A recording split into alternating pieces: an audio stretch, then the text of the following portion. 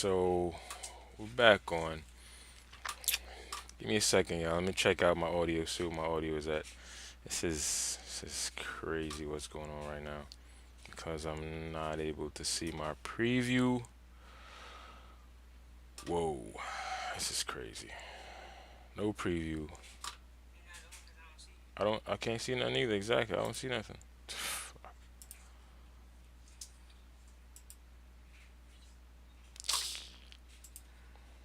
Oh, it finally came on.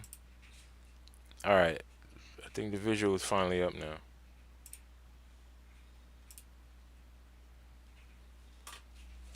Can you can see me? Can you hear me as well? Oh, thank God, man. Been trying at this for a while. Good? You can hear me good? All right. Jesus Christ. All right. Thank you for tuning in to the 7 p.m. Energy Live podcast at 7:15. But as always, difficulties. This is life, right? We try our best to show up on time every day that we're supposed to, and it doesn't happen that way, right? And this is life, and so here I am dealing with the difficulties of um, taking up something new that I had no, I did no background on. I didn't, which I need to tighten up. I need to get better prepared for these lives. So something that you think is one, two, three, especially when it went smooth the first couple times, doesn't always end up that way. And that's just, me getting familiar, and that's just part of life. Being aware and understanding what's going on is going to lead to a better outcome. So I apologize for, what I'm saying, the inconvenience, and I'm going to make sure that we're better prepared on my end. All right. So with that being said, thank you for tuning in to the Energy Transfer Live podcast. Right. This podcast, live podcast, is to connect with anyone out there that are is going through anything, need to recover from. Um, I spend a lot of time in the hospital due to recovering from cancer. So 7 p.m. is the most important time because that's the time you get your body prepared to rest to get ready for the next day. And to me, that's how you fight cancer. So all right, so thank you for tapping in, right? And one of the things that I want to talk about today is what is cancer, right? Or what is my understanding of cancer, or what have I learned about cancer so far? Because I was thrown into this. I'm not an oncologist. I'm not a cancer doctor. I'm not a doctor. Period. What I'm saying. So what am I doing? Researching cancer and all these different causes and all these different reasons for mutations and all these kind of things because I was diagnosed with it. So all this research that I've done and knowledge that I've acquired, I'm sharing it in the event that this can help somebody else, either that is new in this journey or know somebody that's going through the same journey, or just preparation for any difficulties that's ahead in life. Period. Right. So cancer is the result of abnormal cell, right? Cell growth, grow. Cells are supposed to die at a certain time. Right. So now the problem is these cells that are supposed to die, they don't die when they supposed to. They live out their lifetime multiplying over and over. And what happens is whatever program that is there to control the growth, for example, your nose grows to a certain length, your height, your face, your features, the way you look is specifically because there's a certain time on each cell in your body to tell it when to stop growing and when to stop. And your height, it was told to stop. The size of your nose, the width of your face, everything about your genetics um, is basically determined by when to stop growing and how much to grow. If your parents is short, chances are you're gonna be short. Parents is tall, then you're gonna grow to be tall. So the problem is when these cells grow out of control and don't die when they're supposed to, that becomes a problem. So now you have a whole bunch. You have cells, and there's multiple cells in your body that go through these stages. Cancer could come from any organ in your body. So it's not necessarily one place that this can happen. So with over 200 different types of cells in our body, we get exposed to a lot of things that causes these reactions, whether it be chemicals, substances, hormones, different things that we do in our life, different changes, drinking, smoking, anything that'll cause the cells to basically not be happy, right? Or anything that can be some kind of fuel, or you make the cells, make the bad cells comfortable, right? By putting things in your body that's gonna depress your good cells, or cause your good cells to not be as efficient, or do their job that they're supposed to. You got cells, red blood cells, fat cells, muscle cells, skin cells. All of these cells have the ability to become cancerous. Breast cancer, lung cancer, uh, liver cancer, kidney cancer. All these cancers start, and they have the ability to travel. You know what I'm saying, from one place to the other. That's one of the things about a cancer cell is the programming in your cell allows your cell to stay in the area where they are meant to be. Now, the cancer cell doesn't adhere to no noise. A cancer cell is like you say a bad kid, or somebody that just does not listen, goes wherever it wants, doesn't go to bed when it's supposed to, keeps everybody else up late. You know what I'm saying? And then the tumbling happens where every day is just a result of this negative accumulation of bad attributes. So yeah, these cells, they live for different times, different life experiences, hours, days. Some of them live for years, and that's what happens when you get older and you hit a certain age. That's why cancer is you know, so prevalent in older ages. The cells, they grow to a certain age, right? And when these cells that are supposed to die for some reason, they don't die, right?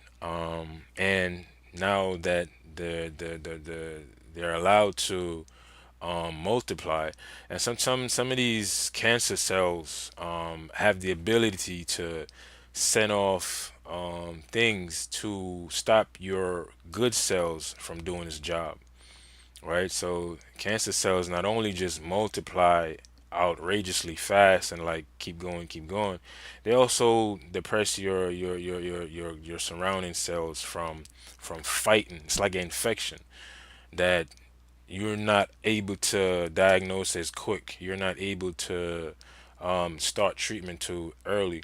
Same thing that's happening on the outside that we're experiencing. Your cells experience the same thing as well.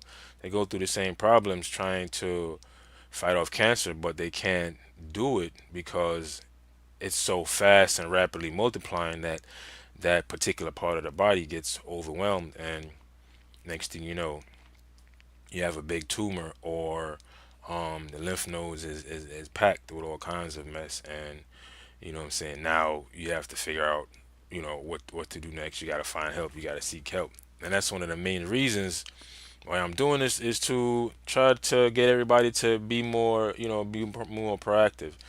Hop on your health, be more active in your health.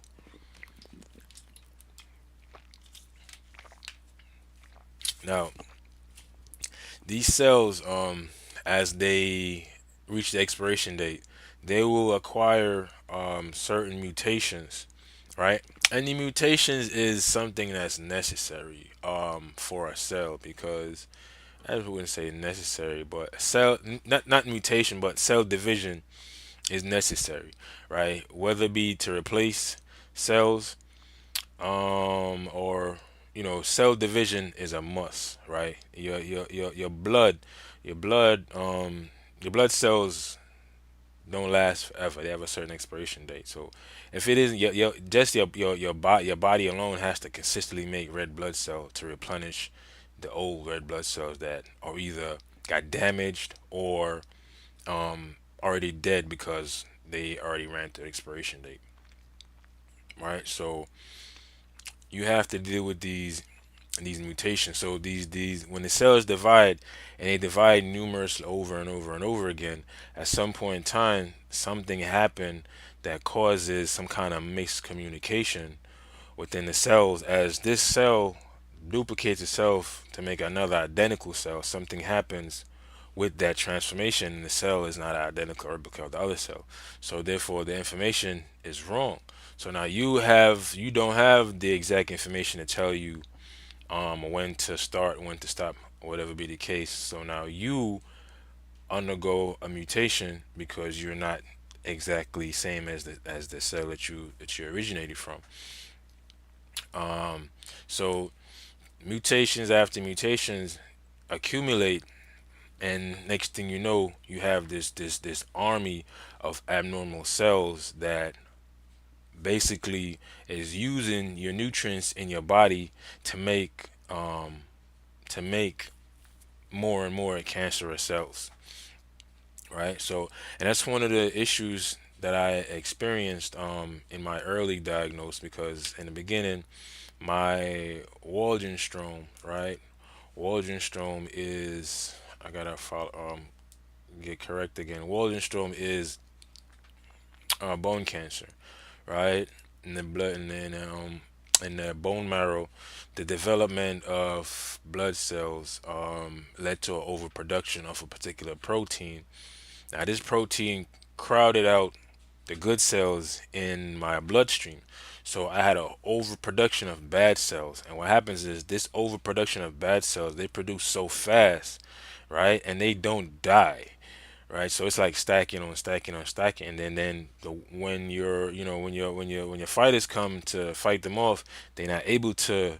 They don't have the right weapons to take out the cancer cells. So in my bloodstream, the cells were just multiplying, multiplying, multiplying. So now these negative cells are taking out my positive cells. My red blood cells that's supposed to provide oxygen, nutrients to my entire body, take away waste, and provide everything that my body my body needs in order for it to run effectively. Now my good cells are being crowded out by these bad cells, right?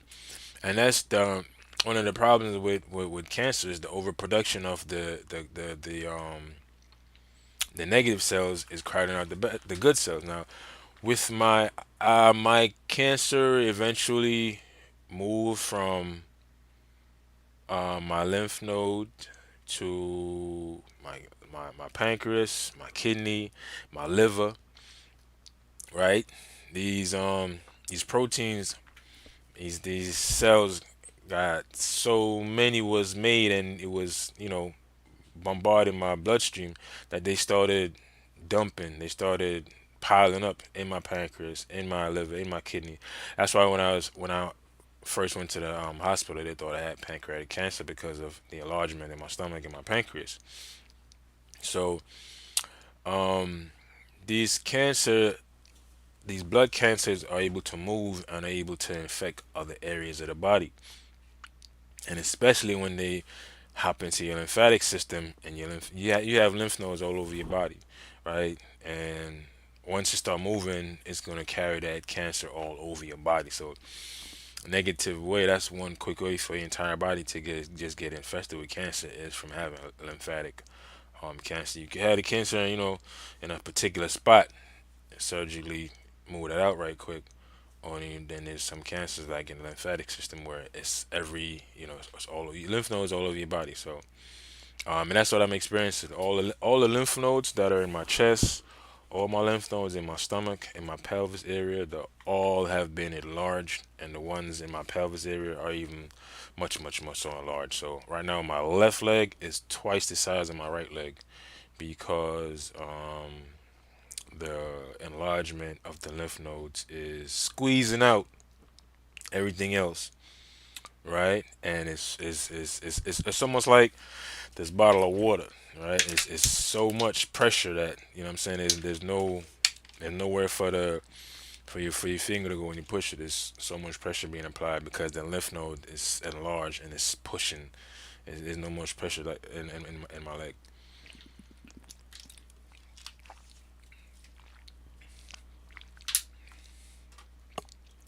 So so early detection of cancer is the thing. That's the best way for you to have a chance when it comes to cancer. Really and truly, when it comes to any disease process, early detection is the key. But with cancer, there is it's easy to treat a cancer when it's a small amount of cells that you have to deal with, rather than um, a late onset of cancer where it already started moving from one part of the body to the other part of the body. You know what I'm saying? Now, a lot of way to deal with cancer is through surgery. So if you have cancer in one place of your body and it moves to the other side, like how many organs you think you can surgically, like, remove or cut out? Or, that's one of the ways. Or you could do chemo, radiation. But your best bet is to get a quick jump on um, treatment, and that is why early detection is so important. Uh, so cancer is something that if you don't get ahead of it, you're going to be on the wrong side, right?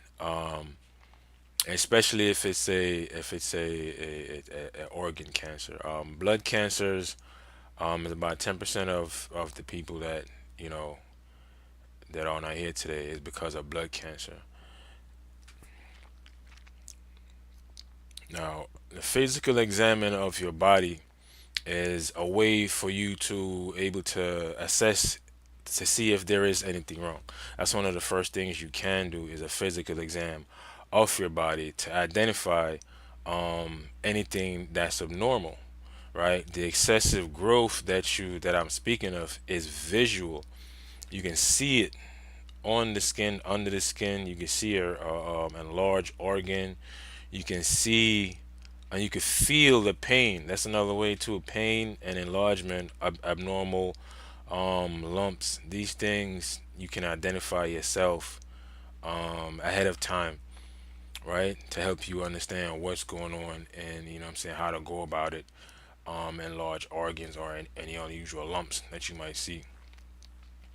Right. So there's also different ways like there's laboratory tests where they test your blood, and biopsies, because that's what I'm waiting on right now to go through is to do a biopsy to see exactly how to start the treatment of the cancer that I'm dealing with.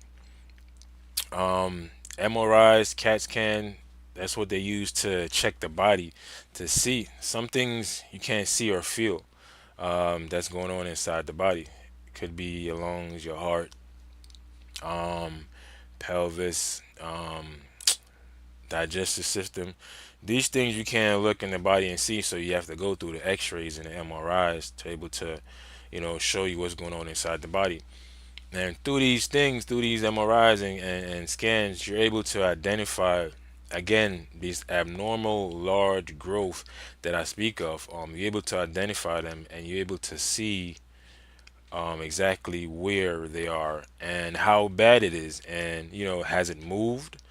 Um, you get an idea of exactly how to target, what you're dealing with. And that's like, you got to have a game plan. You got to have a game plan to understand what's the best way to go about it. Did it move from somewhere else? Is that the original cancer? Did it move from someplace else? You know what I'm saying? Because that's the thing about a cancer cell. It moves. No other cell in your body moves from one place to another. So the cancer they don't listen to nobody. They just come and go as they please, right?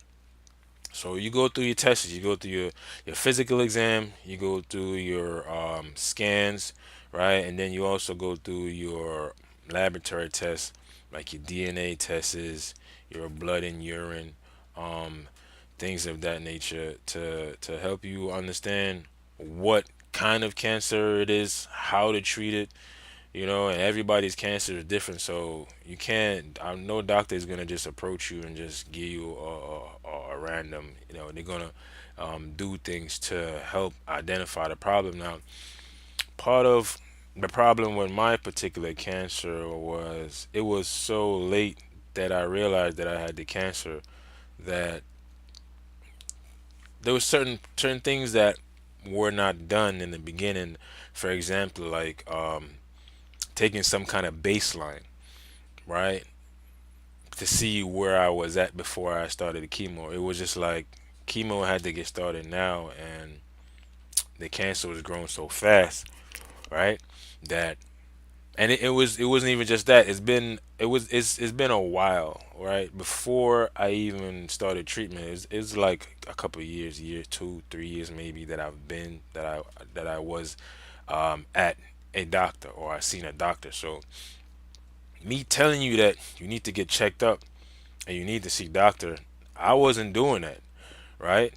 But my health was in a proper place, right? But me understanding the value of a blood work and being able to look inside my body and break down, what I'm saying, what's going on, and see exactly what am I deficient in, what am I high in, and have an internal idea. Because you know we all, it's hard to understand, to know what your body need and when you need it, and it's hard to give your body what it needs, because the society we live in doesn't provide that value to us, right away. So what I'm saying, we could take advantage of that situation. So you got to do everything you can to help you prepare for something like this. And this is one of the most important parts, is the screening. This is it, man. This is it, and this is what I've come to realize, that there's nothing more important. Because I was trying to figure out, what is, what if I was to give somebody some advice, what would be the best advice, or in my situation, what I think would have made the difference. And the difference in my situation and in everybody's situation is being able to detect that there is something wrong, so you can get started on treatment. And screening, physical screening, MRIs, CAT scans, and laboratory tests, DNA tests, blood tests, tissue tests. If you have polyps in your intestine, um, removal of the polyps for sampling. You know what I'm saying? Sometimes they tell you it's not benign, it's not cancerous, or it is cancerous. Um, and that's from what I understand, certain things you shouldn't die from, right? Certain things like colon cancer, where you can be screened for, where at a certain age you're supposed to start screening. Um, Certain things you're not supposed to die from, because that 2024 is much easier to treat certain cancers than it was 5 10 years ago. As simple as it may seem, there's a lot of advance in the past couple of years in cancer compared to 5 10 years ago. Immunotherapy, different different mixtures, new medication that's coming out.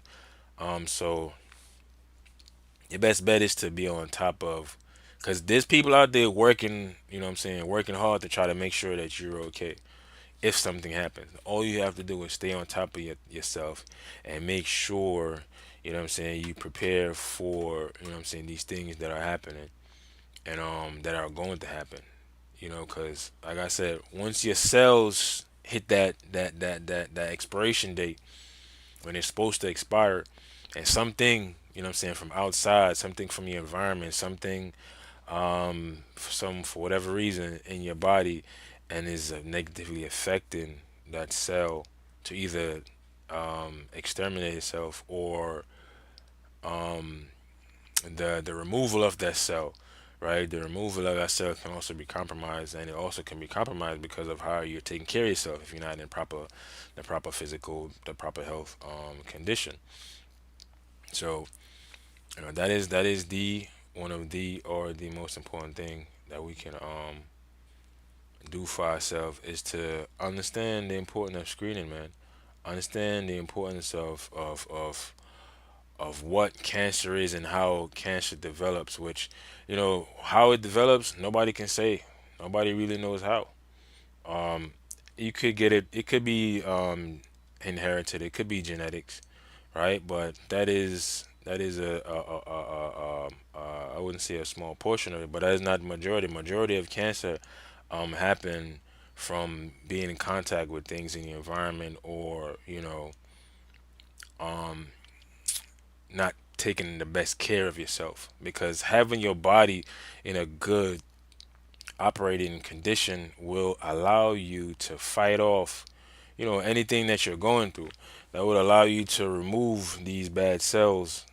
So having your body in an optimal running rate condition is one of the best things you could do for yourself. Is get ready and get prepared for what is to come, because of the treatment and everything you got to go through. So some of the cancers that we should not um, ever be compromised, because the ability to screen, right? The ability to screen for breast cancer, right? Um, through a MRI, or lung cancer, prostate cancer is one of them, colon cancer, um, like cervical cancer. These things that we're told or recommended to start getting screened for when we hit certain ages. These things we must do in order to stay on top of um, the possibility of acquiring cancer. Now, like me, you can acquire cancer at a younger age, but there is no understanding of why it happens. There is no understanding of why it happens. So you just have to, do your best to have your body ready to fight off these negative things that's gonna happen in your body, right? Now, that was the most important thing, right? That is the most important thing, is to properly get ready for any kind of treatment that we're faced with, right? To get properly ready for any kind of treatment that we're faced with.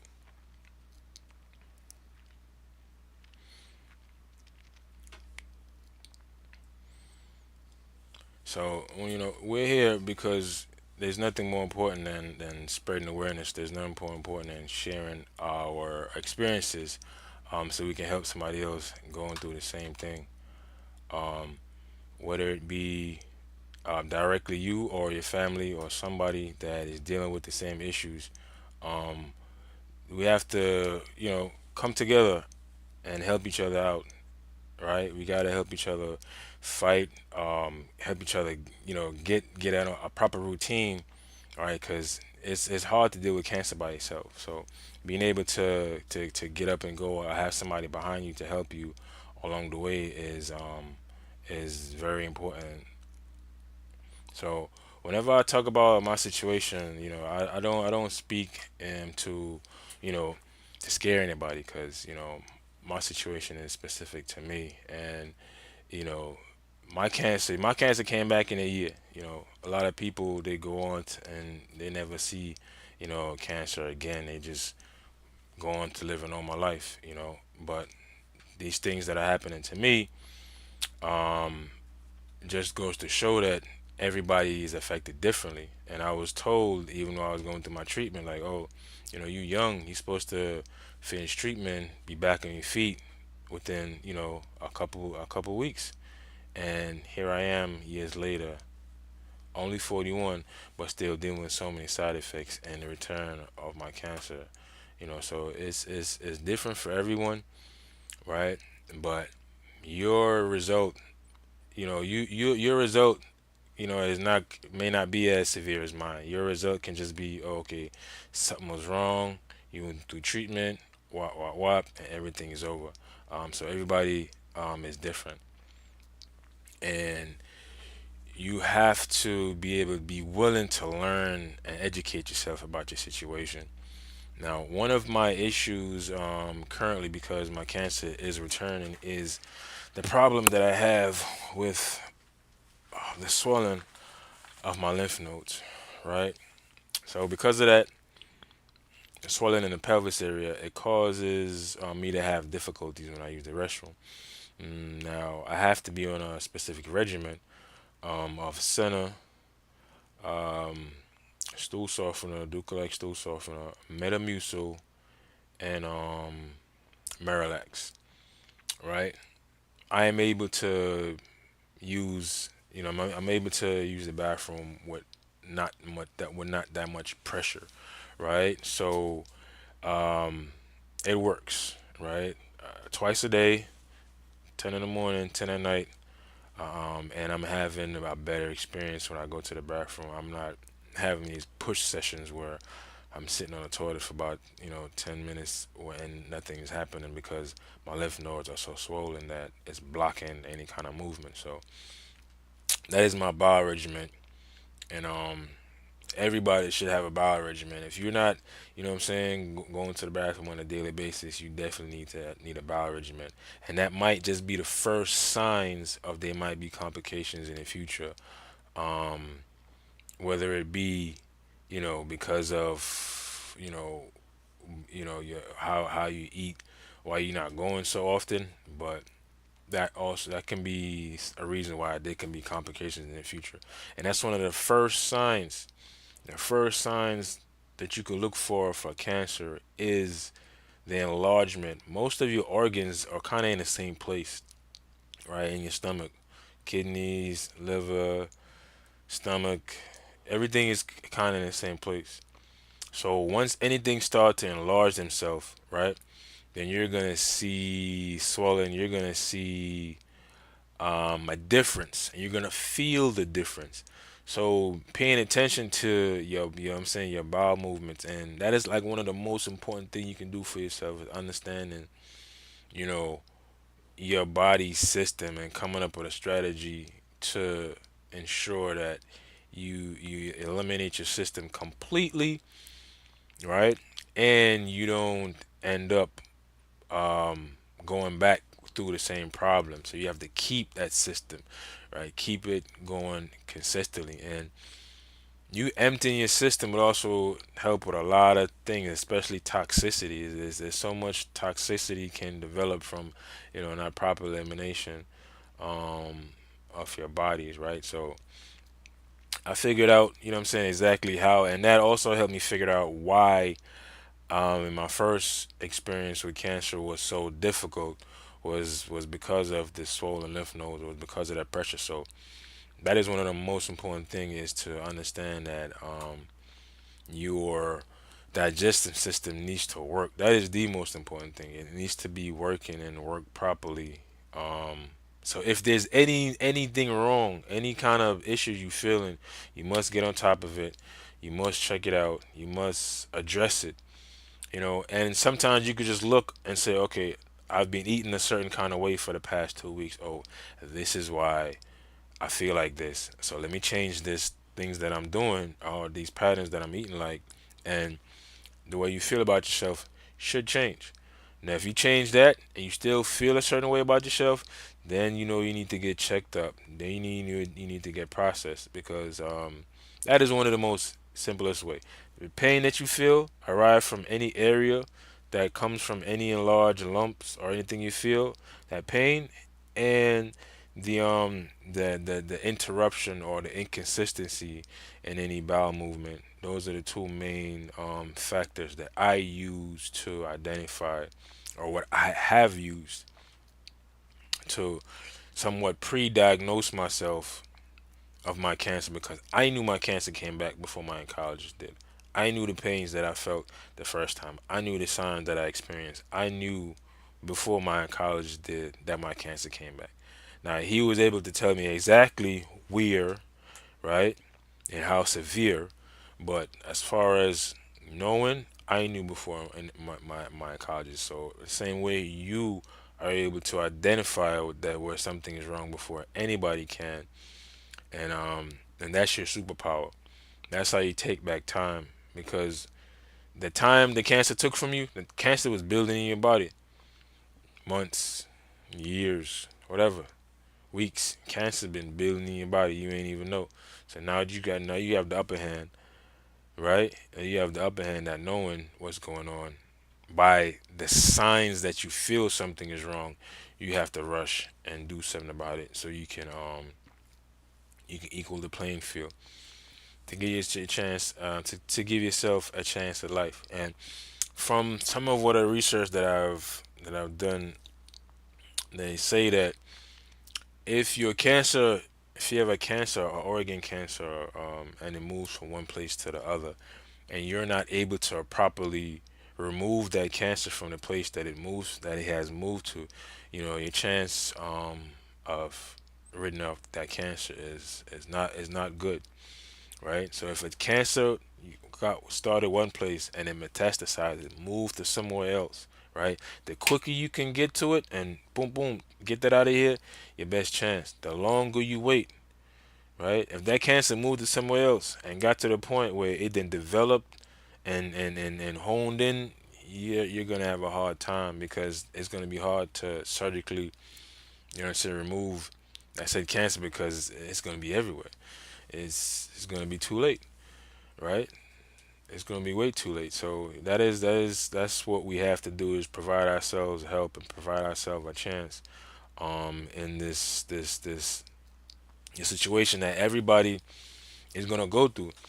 Everybody, once you hit a certain age, you're either gonna. I mean, cancer, man. Cancer is dangerous, man. Yeah, it's dangerous. Once you hit a certain age and your cells go down, if you're not dying from, heart disease or any of these other issues, if they don't get you first, then the cancer gonna get you, right? Either the cancer gonna get you before the heart disease and all your other failures, or even after those things happen, the cancer gonna still come around and get you. And part of the problem also is the risk of damage because getting the scans, even though I'm recommending getting the scans and getting the scans, it's not healthy. The doctor will tell you it's not healthy to continuously getting scanned over and over again because you're exposing your body to radiation, and that radiation that you get exposed to is it can also be the cause of any cancer. That is why when you have people of a certain age, they do not recommend certain things because the recovery from it or the possibility of something going wrong is much more worse than if you was diagnosed with a cancer. Let's say you did a colonoscopy and you in your 80s and there was an accident, you had there's a cut or a rip or something goes wrong. The healing that would require sometimes is will put you at more risk, right? Than even finding out if you had a cancer, because maybe the result of that is you're not here in a month or two, and whatever situation that they would have found out from the CAT scan, you would have been able to be around for another 5, maybe 10 years, right? With a said situation, rather than trying to find out what's wrong and then something goes wrong and what I'm saying, you're not here in a couple months, right? So the ability to recover is the most important thing, right? So if you're not even able to recover from an MRI or not even MRI, but a endoscopy or anything, you know, that puts it puts your body at risk, you're gonna have a hard time healing. So when you hit a certain age, um, you ain't gonna be able to, you know, stay on top of yourself and being diligent and finding out what's going wrong. You know what I'm saying? What's going on? So if you develop these habits and these traits from now of how to identify when something is wrong, then by the time you hit that certain age, you will. Matter of fact, if you just on the path of being wise about your health and being prepared, or in the case of cancer, you're gonna go about your life differently. You're gonna try to make sure that um, you're eating better and things of that nature. You're gonna make sure that you're exercising, or if you're even not exercising, you are not just sitting around all day. You know, you're moving around, you're doing things to try to put yourself in a position where, you know what I'm saying, you could be benefit to yourself, right?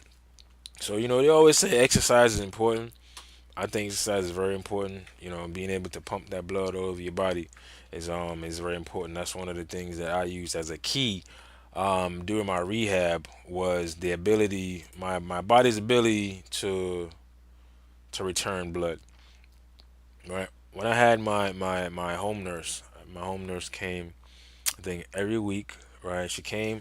She had to change my bandage on my arm. If you can see, I still got my hole, the hole where my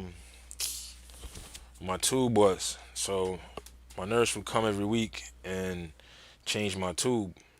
Right. She would come every week and change my tube, and she would do my assessment on me, you know, check everything, heart rate, blah blah blah blah. But one of the most important thing what she did was she checked my feet, and she checked the blood return, right? And my body's blood return. She always was like, yes, you have good strong blood return. You know what I'm saying? So even though um I was dealing with blood cancer and I was dealing with issues because of that, I was having good blood return, and I used that. I was like, okay, if my body's returning the blood the right way, that means that my body's functioning. It's some kind of optimal function is going on. Now, even though the rest of me is down, rest of me is man down, but my ability to return blood to my heart and keep my body circulating was good. My pulse was not always good, but majority of the time, you know what I'm saying, my pulse, my blood pressure, everything was in a good range.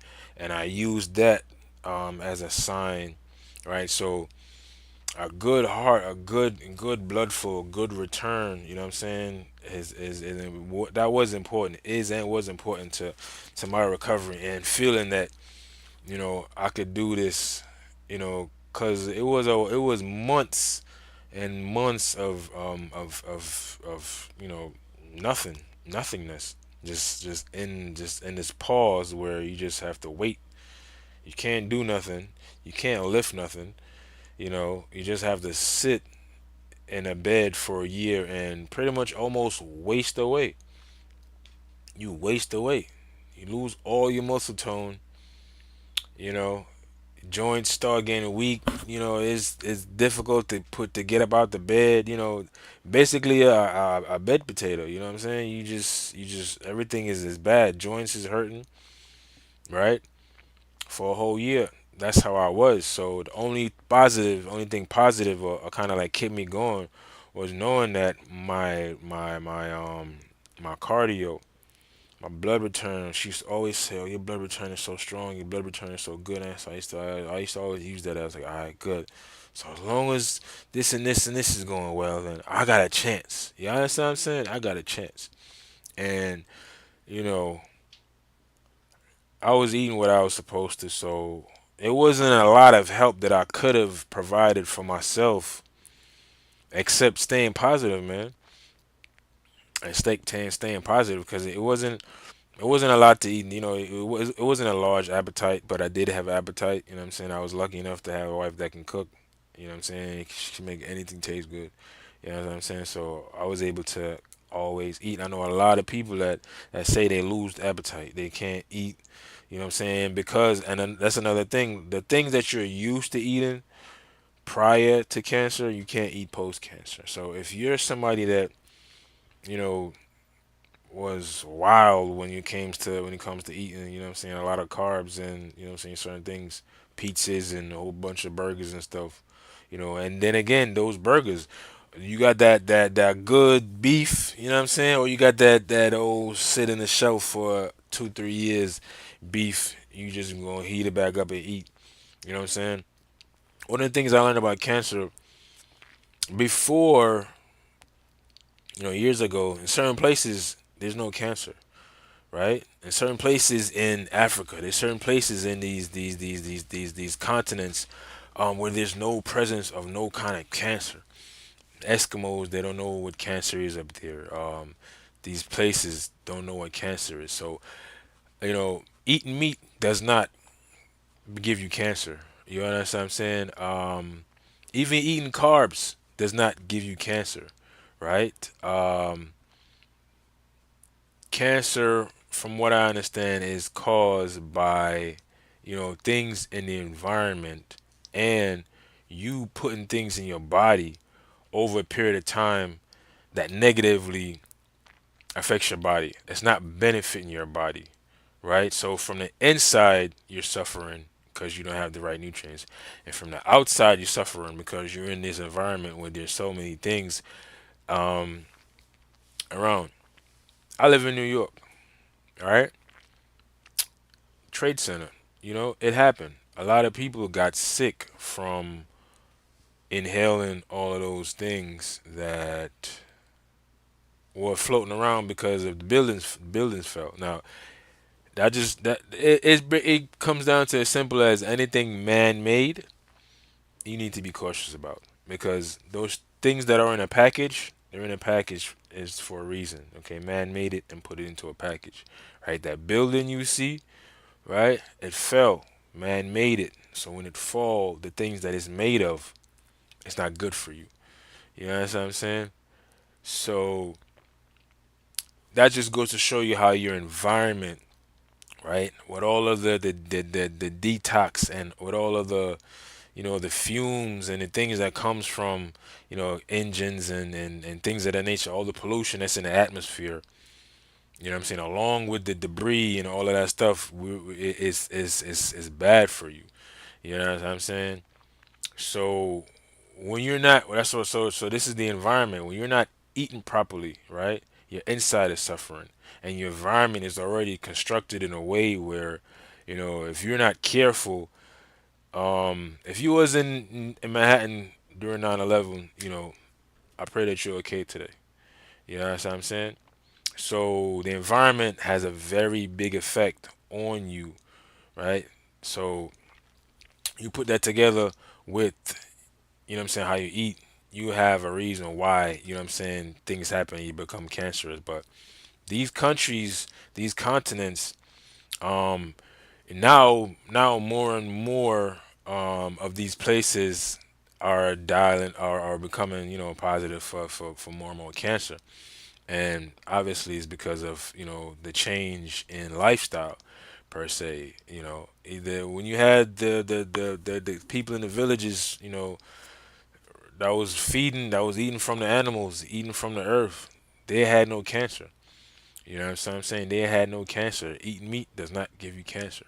You know what I'm saying? But if you eat a meat that, has been sitting, like I said, been fed something to have it sit on a shelf for years, and that's what you choose to eat, that is not good. So it's kind of hard, man. It's kind of hard to avoid certain things because if you're not on a farm growing your own food organically, feeding your own chicken and cows organically, you're at a disadvantage. You're at a disadvantage, and we have to understand what is going on and why it's going on, and be more aware of the simplest thing as, understanding that cancer was not around in certain areas years in the past. It was not. It was not. And if it was not there before and it's there now, and when you look closely, you see that the environment, the lifestyle of these people are changing. They're no longer eating um stuff that they might have slaughtered recently, or there's these outside things that influence your body and causes your body not to operate in the most optimal condition. What I'm saying, is going to be detrimental to you. So we have to, open our eyes and realize, like it is that simple. Meaning it's that simple to have a positive effect on your own life by you just being active, being active in everything, every part of your life, being active in your patient care. Okay, well, that's when you are a patient. You're not a patient now. A lot of you out there, majority of you out there are not patients, right? So being active in your life, being active in being active also means educating yourself. All right?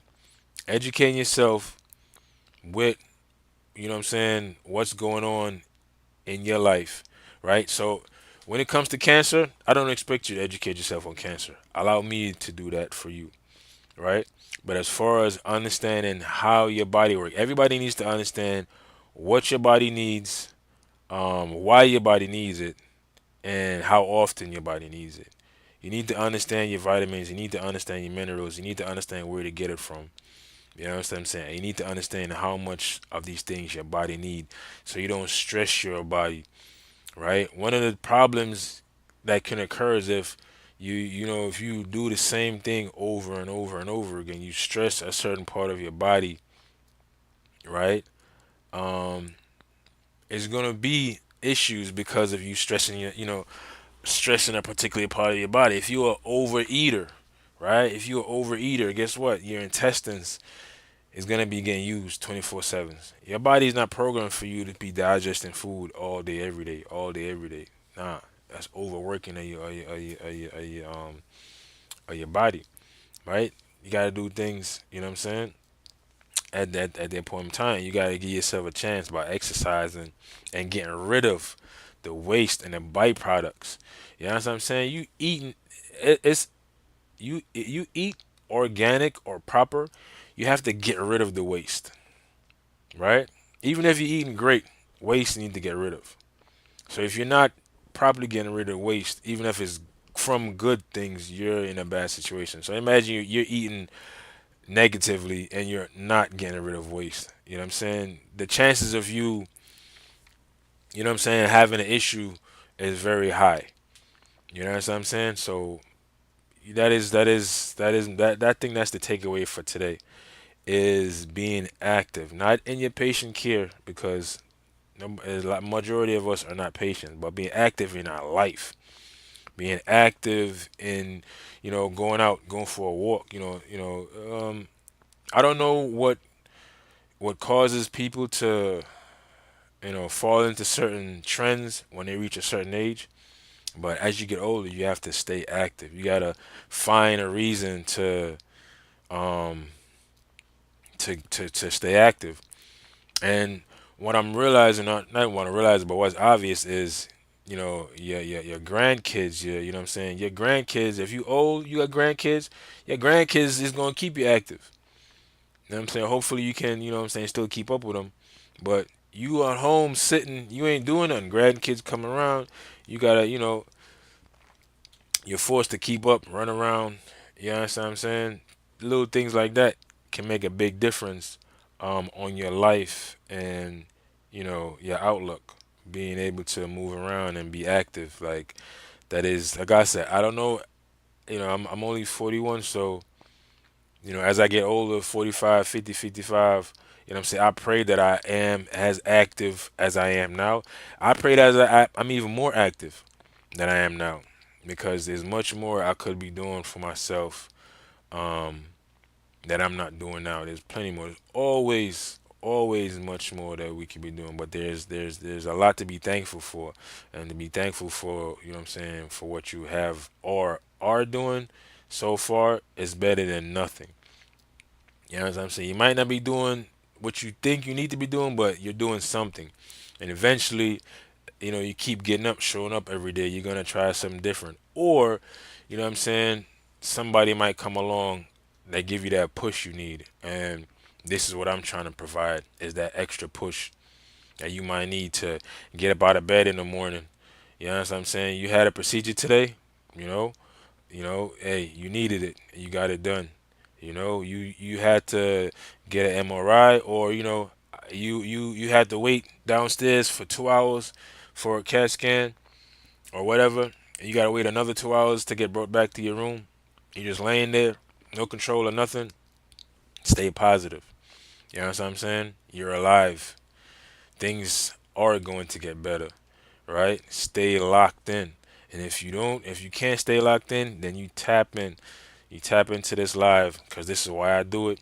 Is to encourage anybody that's, you know what I'm saying, going through anything, especially those people in the hospital that are going through treatment, that gotta get up every day and fight. And sometimes they don't have the energy to fight, and sometimes they don't have the people around them to provide a little bit of extra energy, a little bit of boost, a little push that we all need to keep our wheel turning forward, right? And that's how we're gonna survive. Is to always, once that wheel stop, you don't want that wheel to start coming backward. You know what I'm saying? That wheel, you know what I'm saying? That wheel might be able to stop. It can stop every now and then, but somebody's supposed to come along and help you. You know what I'm saying? And help you get it started. So this is what I'm trying to do, is to provide a little bit of extra energy, a little bit of insight, a little bit of reliance, a little bit of a little bit of hope. Matter of fact, a lot of hope to anybody dealing with anything that they are faced with that is detrimental. You know, I don't know what it's like for your mother to be diagnosed with cancer, or your father, or anybody that's close to you. I don't know what that is like. So, but I can assume that that's devastating, right? That's devastating. So, keep fighting, right? Keep fighting. Keep a positive mindset. Keep showing up. You know what I'm saying? And hopefully that will make a big difference in your recovery and your ability to come out on the end as a winner. You know what I'm saying? And remember what motivates you. You gotta have something that keeps you going. You gotta have something that keeps you going. You know what I'm saying? Whether it be a person, you know what I'm saying, a place, people, whatever. You have to find something. And if you don't have anything to motivate you, hope. Listen, tap in. Tap in. Cancer Silent Killer at Gmail, right? Cancer Silent Killer at Gmail.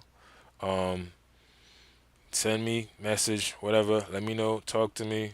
If you deal with cancer, if you know anybody dealing with cancer, just diagnose whatever you need somebody to talk to. You know what I'm saying? Send me a message.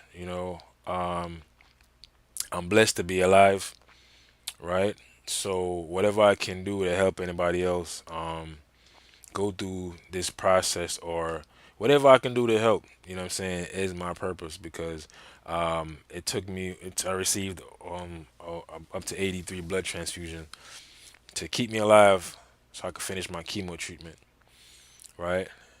And I know I'm lucky to be alive and I'm blessed to be here. So at least I can do is to share my experiences, and the hope that it can help somebody else deal with what I'm going through, you know what I'm saying, or even go through it easier, or understand what somebody else might be going through, you know what I'm saying, dealing with the same thing.